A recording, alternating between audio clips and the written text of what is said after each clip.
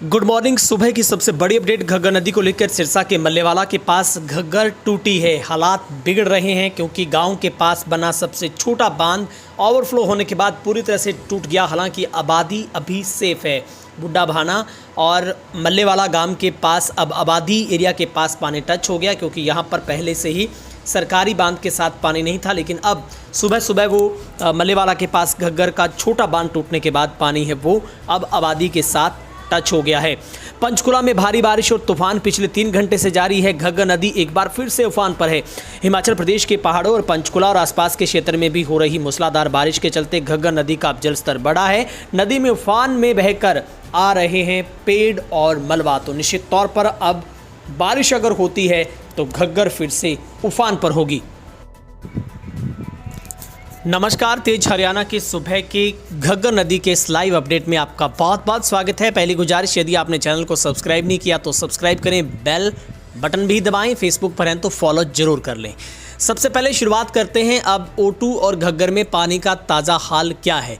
सबसे पहली राहत तो ये है कि कल और पूरा दिन और रात इसमें पानी में बहुत ज़्यादा इजाफा है वो नहीं हुआ है। देर रात अगर रिपोर्ट देखें तो O2 में 44,350 क्यूसिक पानी था, ये देर रात की रिपोर्ट है। और राजस्थान की तरफ 40,350 क्यूसिक पानी छोड़ा जा रहा था। लेकिन अब राहत की बात यह है कि सुबह की मेरे पास 7 बजे की रिपोर्ट है, उसमें O2 में 44,700 क्यूसिक पानी हो गया है और राजस्थान की तरफ 40,700 क्यूसिक पानी, यानी कि 300 से 400 क्यूसिक पानी है वो बीते 24 घंटों में बढ़ा है। तो ये एक राहत की बात है कि अब पानी शायद अंडर कंट्रोल होगा। आज और कल के बाद पानी में जो जलस्तर है उसमें कमी आएगी, लेकिन फिलहाल कोई कमी नज़र नहीं आ रही क्योंकि सरदुलगढ़ में रिकॉर्ड पानी ने लगातार सिरसा की चिंता को बढ़ाया है। घग्गर नदी अपना रौद्र रूप दिखा रही है। शुक्रवार शाम को O2 हेड में क्षमता से करीब 2000 क्यूसिक पानी अधिक दर्ज किया गया। O2 हेड पर करीब 43,233 क्यूसिक पानी था। इसके साथ ही सरदुलगढ़ में 58,500 क्यूसिक पानी दर्ज किया गया। पानी है वो लगातार जो 1-2 दिनों में सिरसा की तरफ वहाँ का पानी रुक करेगा। तटीय क्षेत्रों के गाँव की निश्चित तौर पर मुश्किलें बढ़ेगी। अब हम अपडेट कर लेते हैं। संकट को टालने के लिए सरकारें संजीदा नहीं हैं। कहते हैं कि हम हादसों से सबक सीखते हैं, लेकिन हरियाणा में कोई भी सरकार सबक सीखने को तैयार नहीं है।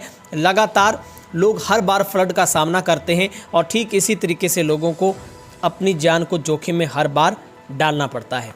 जिले के अभी भी 49 गांव संवेदनशील में लगातार उनको रखा गया है और घग्गर नदी में पहली बार 40,000 क्यूसिक से अधिक पानी आया। लेकिन पार्थ गुप्ता डीसी कहते हैं कि इसके साथ साथ निगरानी व साथ ग्रामीणों से सहयोग की स्थिति मांगी गई है, नियंत्रण में है। हमारी प्राथमिकता है कि सिरसा घग्गर के साथ साथ घग्गर के साथ लगते जो गांव है, जो रिहायशी एरिया है, उसको हम सुरक्षित रख सकें। और अब घग्गर है, खबर यह है कि घग्गर आफत का दरिया बनी है। बांध पर किसानों के घर डूबे हैं और खेतों को भी अब जो कि डूबने का लगातार खतरा है। रानिया की हम अपडेट ले लेते हैं। घग्गर नदी अपने पूरे उफान पर है, हर रोज इसका जलस्तर बढ़ रहा है। घग्गर के पानी का स्तर इस समय अगर हम देखें, जो देर रात का था वो करीब 44,000 था, लेकिन अब वो 700 हो गया है और खतरे के निशान से केवल 2,000 क्यूसिक कम है, यानी कि इसकी कैपेसिटी वो 45,000 के आसपास है।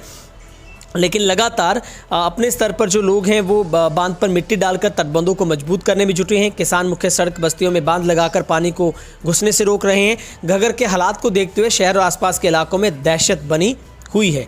लेकिन अब हर कोई इस बात की उम्मीद कर रहा है कि आखिर पानी उतरेगा कब, क्योंकि खबरें ये भी आती है कि सरदुलगढ़ गोहला चिका में पानी उतरा। हाँ, ये सच है कि वहाँ पर कुछ लेवल, बहुत हल्के फुल्के लेवल पर पानी वहाँ पर उतरा है। उम्मीद है वहाँ का पानी उतरने के बाद यहाँ पर फ्लो थोड़ा और तेज होगा और इसके बाद पानी जो कम होना शुरू होगा और उसके बाद लोगों को जो लगातार है वो राहत मिलेगी। शहर सहित 8 गांवों को बचाने के लिए रंगोई से अकेला है वो बाजिका गांव जूझ रहा है। दरअसल रंगोई नाला यानी कि पुरानी घग्गर खतरे के निशान के ऊपर बहने लगी है, जिसके चलते तटबंध दरकने लगे। शहर की पूर्वी दक्षिणी साइड में रेलवे लाइन को क्रॉस करते हुए रंगोई नाला बाजिका गांव के एरिया में प्रवेश कर चुका है। यहाँ पर रंगोई के तटबंधों पर पिछले 1 सप्ताह से बाजिका गांव के लोग लगातार डटे हैं। खास बात है कि रेलवे क्रॉसिंग से लेकर करीब 2 किलोमीटर तक रंगोई नाला का डेंजरस जोन है। यहाँ भी कभी पानी का रिसाव हो सकता है और पानी तो पुल के नीचे से होकर गुजरेगा, लेकिन रंगोई की कहावत को अब जुठला दिया है कि सिकंदरपुर से बाजिका रोड पर रंगोई नाले के ऊपर बना पुल अब जलमग्न हो चुका है। शुक्रवार सुबह ही पुल के ऊपर पानी बहने लगा, जिसके चलते रंगोई के बहाव में रुकावट है वो पैदा होने लगी है। विकट परिस्थितियों में जो राजनीतिक सांझ है वो दिखी है, क्योंकि रंगोई के तटबंधों पर लगे बाजिका गांव के लोगों का हौसला बढ़ाने के लिए शुक्रवार को राजनीतिक दलों के लोग पहुंचे, जहां पर तमाम नेताओं ने वहां जाकर जो कि स्थिति का जायजा लेकर सहयोग की जो आश्वासन दिया है। वहीं पर प्रशासन की सतर्कता व लोगों के सहयोग से बाढ़ के हालात पर नियंत्रण है, ये गीता भारती कह रहे हैं। हिसार मंडल आयुक्त गीता भारती ने सिरसा में लिया है बाढ़ प्रबंधों का जायजा। आयुक्त हिसार मंडल गीता भारती ने घग्गर नदी में अधिक पानी से उत्पन्न हुई बाढ़ की स्थिति को प्रशासन की सतर्कता व लोगों के सहयोग से नियंत्रण करने में सफल हुए। फिलहाल अब हालात पूरी तरह से कंट्रोल में है, जहां प्रशासन के अधिकारियों कर्मचारियों ने फील्ड में रहकर दिन रात मेहनत की, वहीं ग्रामीणों ने प्रशासन के साथ मिलकर कंधे से कंधा मिलाकर बचाव राहत कार्यों को पूरा किया है। मिलजुल कर काम करने का ही नतीजा है कि एक बड़ी प्राकृतिक आपदा से बचाव हो पाया है, जहाँ पर उन्होंने जो कि उपायुक्त और पुलिस अधीक्षक के साथ जायजा लिया, दिन रात एक्टिव रहे। उन्होंने कहा है हर स्थिति पर नज़र रखी जाए, जरूरत पड़ने पर मौके पर पहुंचकर स्थिति पर काबू ताकि पाया जा सके। सिरसा शहर को घग्गर के पानी से बचाने के लिए डबल लेयर के प्रबंध हैं वो किए जा रहे हैं। फतेहाबाद से बाढ़ का पानी खेतों के रास्ते सिरसा नहीं पहुंचा, लेकिन रंगोई नाले के टूटने से हिसार रोड पर शिवा मोटेल व महिंद्रा एजेंसी के समीप पानी हिसार रोड को छू गया है। पानी को शहर की ओर आने से रोकने के लिए मिट्टी के बांध बनाए जा रहे हैं। इस बांध से दूसरी तरफ पानी है, जहां ग्रामीण लगातार पहरा दे रहे हैं। रंगोई नाले को टूटने से बचाने के लिए अपनी तरफ से पूरा प्रयास कर रहे हैं। ग्रामीणों ने बताया कि क्षमता से अधिक पानी आ रहा है, जिसकी वजह से नाला कभी भी टूट सकता है। हिसार रोड पर रंगोई नाले के टूटने के कारण पानी शहर में घुसने का खतरा पैदा हुआ है। एक क्षमता से अधिक पानी आ रहा है। महिंद्रा एजेंसी के पास नाला टूट गया था, जिसके बाद शहर की तरफ आना था, लेकिन कुछ दूरी पर आगे मिट्टी का बांध बनाकर इसे रोक लिया गया है। फिलहाल जो नदी में जल स्तर है वो O2 में 44,700 पर पहुंच गया है। सरदुलगढ़ में भी 58,000 के आसपास है। और एक और खबर है, शेरावाली फल्डी नहर के किसान पानी के लिए तरस रहे हैं। एक तरफ तो घग्गर नदी के जलस्तर बढ़ने से किसान चिंतित, दूसरी ओर O2 खैर से निकलने वाली नहरों से पानी न छोड़े जाने से किसानों में सरकार के प्रशासन के प्रति किसान आक्रोशित हैं। किसान नेताओं ने कहा है कि अगर O2 एड से निकलने वाली नहरों में पर्याप्त पानी मात्रा में छोड़ जाए तो घग्गर पानी का स्तर कुछ कम हो सकता है। नहरों में न सफाई करवाई गई, अब इन नहरों को टूटने का खतरा मंडरा रहा है, जिसके कारण कुछ नहरों में बिल्कुल भी पानी नहीं छोड़ा गया, जिसके कारण O2 हेड से निकलने वाली शेरवाली घग्गर नहर पानी न आने के कारण किशनपुरा, मिठनपुरा, करमशाना आदि गाँव में सैकड़ों एकड़ फसल बुरी तरह से प्रभावित हो रही है। कैंप लगाकर लोगों की जांच स्वास्थ्य विभाग कर रहा है। सबसे ज़्यादा चर्म रोग और बुखार के पीड़ित हैं वो मिल रहे हैं। वहीं पर चेयरमैन करण चौटाला ने कहा है कि जिले में आई बाढ़ का कारण सिर्फ प्रशासन की ढिलाई है। जिला परिषद सिरसा के चेयरमैन करण सिंह चौटाला ने कहा है कि सिरसा जिले में आई बाढ़ का वास्तविक कारण जिला प्रशासन की बरती गई ढिलाई, लापरवाही, जिसके कारण आज हजारों लोगों को अपना घर बार छोड़कर खुले आसमान में जीवन यापन करना पड़ रहा है।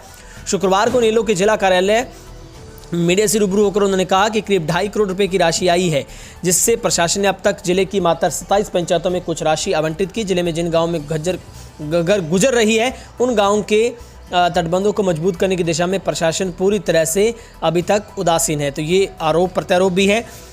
और खबर है, नेशनल हाईवे के सर्विस रोड पर भरा पानी शहर को बचाने के लिए 10 फुट ऊंचा बांध भी बनाया गया है।